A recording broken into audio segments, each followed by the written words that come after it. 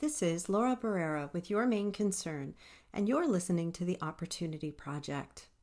I'm an executive director, coach, and trainer with the John Maxwell team, and I'd like to welcome you to this podcast. It's my mission to help people understand the dynamics of opportunities, most specifically, how we can attract the best opportunities into our lives. Hi, thanks for tuning in today. Going back a decade at least, maybe even closer to 2 decades, I was at a party, a family party, and I remember pulling my sister-in-law aside and saying, "Hey, sometimes I just feel so socially awkward." And she said to me, "Everybody's socially awkward." And I walked away from that thinking, could that be true? And I think the answer that I came up with is that to some degree, yeah, I think it could be true. What I've learned is that we can get away from that. We can learn our way out of that. There are degrees of awkwardness and situations that may bring it out in us or in others, unlike other circumstances which we may be more comfortable in. But I think I'd like to think, maybe for my own sanity, I like to think that we all have moments of social awkwardness. Part of the reason that I'm talking about this now is because the socially awkward thing has to do with us, of course, but it has to do with others as well. And not understanding the behavior and personality traits of other people can contribute to us being nervous or fearful or intimidated by certain people. One of the things that I did was I took a certification in DISC, which is it's a personality assessment tool. And I am now a certified consultant for using the DISC framework to help people understand themselves and to help teams work better together as a result. And also, it's great for understanding our families. It can be used with parents wanting to understand children. It can be used with spouses wanting to understand each other, and it's definitely beneficial in the workplace with understanding our colleagues and our managers and anybody else that we have to deal with. I had to work with all kinds of different people in my job, and there was one or two very challenging relationships I was in the middle of working through, where we were constantly butting heads on the direction of a project, and I didn't know how to talk to these people. So I started to consider how knowing my own DISC profile and speculating on the other people's DISC profiles, because I had enough information and had worked with them long enough that I could do that. I could pretty much form a fairly accurate assessment of their DISC profile to put those equations in place to say, I have to slightly modify where I'm coming from and how I'm coming to the table in order for this person to understand me and in order to make our communications a little easier, a little more pleasant, and ultimately get to a place where we're reaching a goal and not just walking away frustrated with each other and not getting anywhere, because that's exactly what had been happening. So I started to use what I had learned with DISC, and it really made a difference.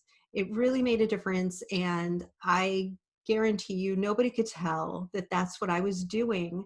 I was using knowledge that had been there all along, knowledge of communication styles, knowledge of personality needs and fears. And I took that information that had previously gone unprocessed and I used it for the benefit of the end goal. One of the really cool things is that it really started to appear in my personal life as well. I had my husband take a DISC assessment, and we compared our assessments, and we could see where we were going to match up and be very easy to get along in certain circumstances. And then we could very clearly see where we had misses, where he was totally looking for details that I wasn't interested in giving him. And I wasn't interested in getting the details that he was just so eager to share with me about all kinds of things in our lives. That's how, the differences in our styles played out.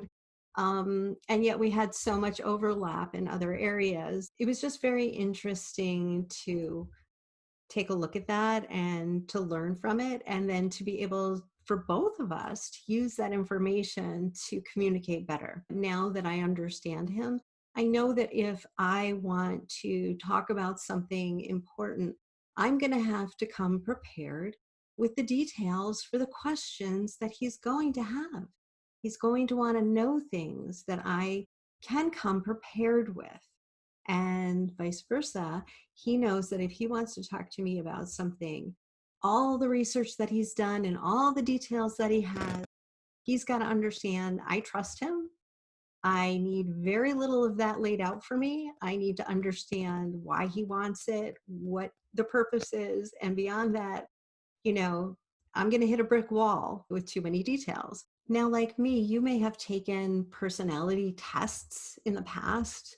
You may have heard of Myers-Briggs. You may have heard of some others that you could take. And okay, they all have value. They're all a little different and they all have value. I happen to have an affinity for the DISC model. But that said, many of us have taken these assessments, and even if you're doing this in the workplace, is kind of a fun way to see how, you may be similar or different from the people you're working with. But the truth is, unless you really understand what those assessments are teaching you, you're just leaving all that information on the table. It goes unused, and that's not the purpose. No matter which assessment you're taking, behind it, there's a science that, when you understand it, can help you utilize the information, help you kind of visually and audibly understand the people around you, and kind of get a pretty good estimate of which personality style they are. And then with that combined information, what you want to do is understand how to use it. How do I use that to my benefit?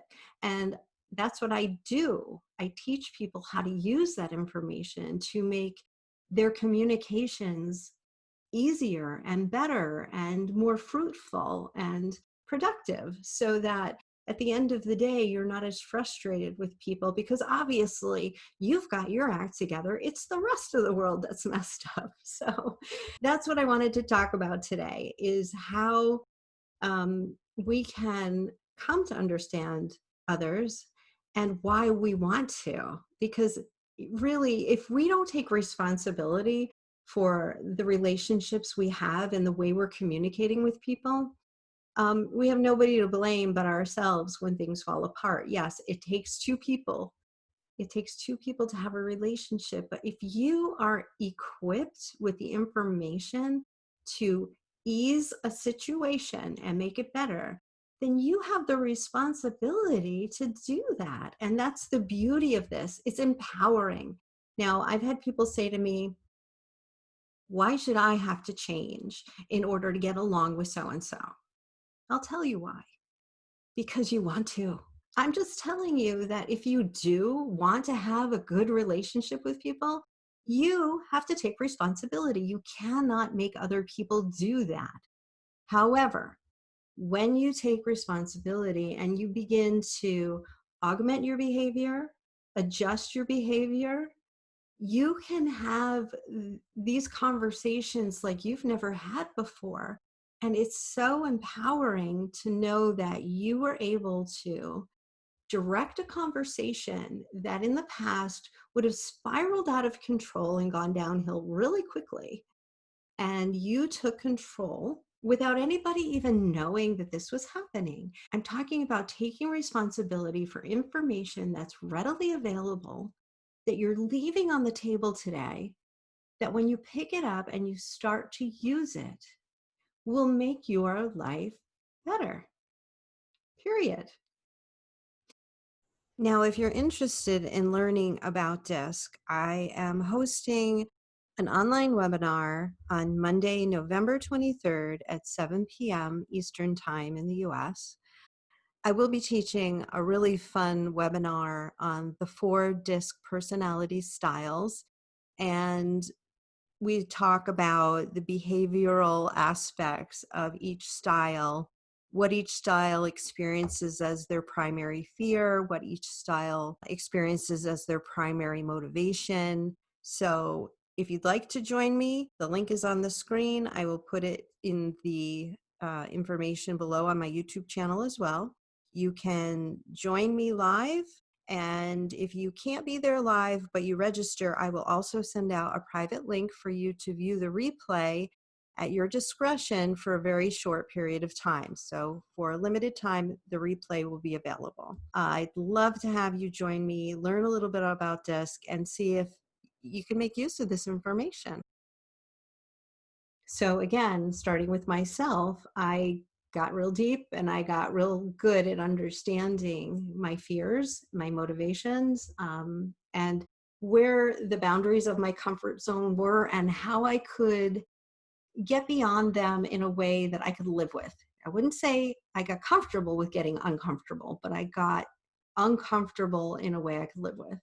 And using that as sort of a launching point for then broadening the perspective to where are others coming from, what is their story, what is it that they're afraid of, because like I've said in my last episode, I wasn't afraid of the same things as the people who were influencing me, and certainly that's going to be true for everybody we meet. We're going to have different opinions about, where we're coming from as far as what makes us uncomfortable and why, but we may not always have a choice who comes into our life and what we have to, you know, how we have to perform with them if we're working with them, or if they come into our life through somebody we love.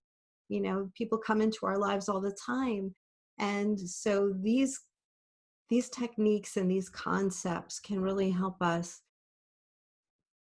have empathy. We can have empathy for people. And if we take the ownership and we take the responsibility for the relationship going well, we can have a pleasant, if not enjoyable, communication with them. And it can all work to everybody's benefit, not just our own. I put a lot of thought into understanding other people. It can give me a perspective that gives me forgiveness for something they may not have intended to hurt me with. It all comes down to, why should we change?